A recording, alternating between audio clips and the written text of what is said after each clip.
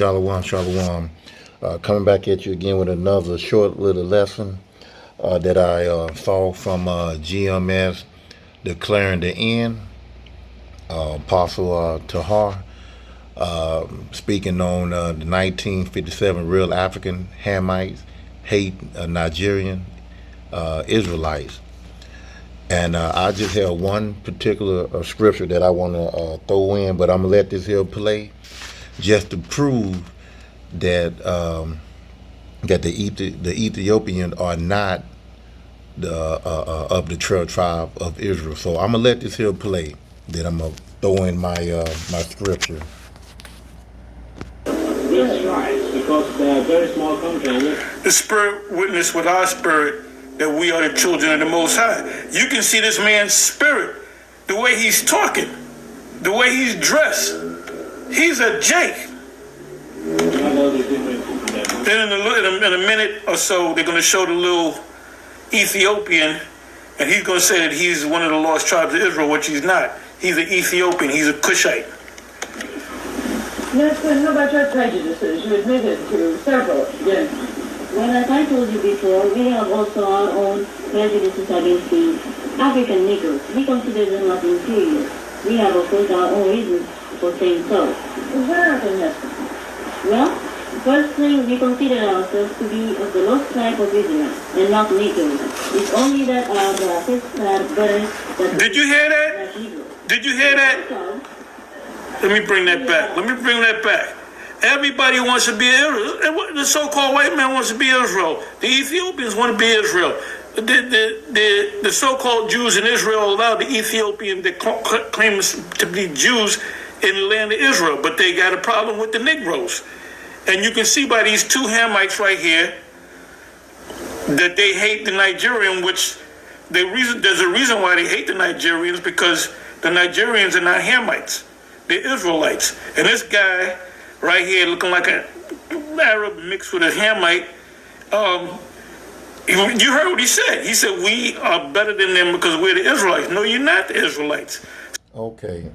Now, you just heard word about this Ethiopian young boy here claiming to be the 12 tribe of Israel. So let me just go to Psalm 68, and I'm going to start at 31. Princes shall come out of Egypt. Ethiopia shall soon stretch out her hand unto God. Verse 32. Sing unto God, ye kingdoms of the earth. O sing praises unto the Lord. Salah. 33. To him that rideth upon the heavens of heaven, which were of old, lo, he do send out his voice, and that a mighty voice. 34. Ascribe ye strength unto Yahweh. His excellency is over Israel, not the Egyptian, not the Ethiopian. His strength, his excellency is over Israel, and his strength is in the clouds. O Yahweh, thou art terrible. Let me start it over. 35. O Yahweh, thou art terrible out of thy holy places. The God of Israel is he that gives strength and power unto his people. Blessed be Yahweh. So this young boy was lied to. He was told wrong. Everybody, just like Apostle Tahar said, everybody wanted to be the children of Israel because they saw the mighty hand, the mighty work of Yahweh by Hashem Yahweh Shai of the Israelite going across the Red Sea. That right there is one of the most powerful miracles of a God, a living God that loves us, one nation of people, which is the Israelite, and these other nations, like in Psalms 83, they all gather together to make a loud turmoil to do away with us, so that they can take part of the glory that was put upon the children of Israel, because they want to be the chosen people, and they're not. So I'm gonna let this here play out, then I'm gonna go ahead and end it. See, this is not a new argument, man. This is way back in 1957. Let me let you listen again. Admitted to several gentlemen. Well, as I told you before, we have also our own prejudices against the African Negroes. We consider them as inferior. We have a reason for saying so. Is that correct? Well, firstly, we consider ourselves to be of the lowest class of Negroes and not Negroes. It's only that our first class parents is like Negroes. Also, we've been ruling part of Africa for hundreds of years. During the 16th century, and we ruled part of Egypt, Sudan, and as far down as Mozambique. Well, what about your prejudices against white men?